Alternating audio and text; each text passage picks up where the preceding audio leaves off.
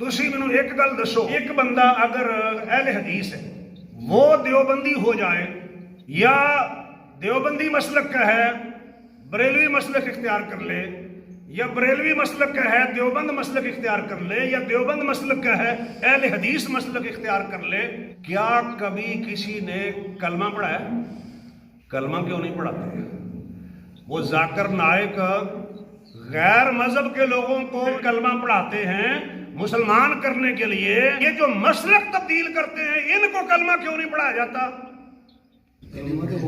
سارے مسئلہ کا کوئی ہے نا، مسلک تبدیل کرنے والے کو جب آپ کلمہ نہیں پڑھا رہے ہیں تو اس کا مطلب یہ ہے کہ وہ پہلے بھی مسلمان تھا۔ جب پہلے بھی مسلمان تھا تو پھر اس کے خلاف وہ فتوے کیوں لگاتے تھے آپ جس کا نتیجہ یہ ہو کہ آپ اسے مسلمان نہیں سمجھتے تھے؟ مثلا ایک بندے سے آپ کہتے ہیں کہ وہ گستاخ ہے رسول علیہ السلام کا، جس کا مطلب کیا ہے؟ کافر ہے۔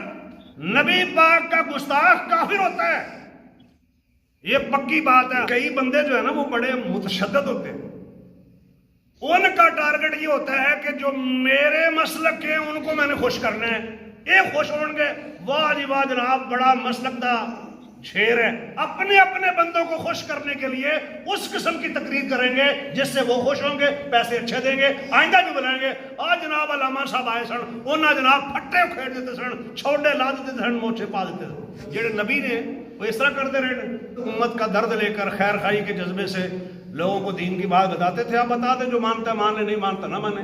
وما علینا الا البلاغ المبین، وما علی الرسول الا البلاغ المبین۔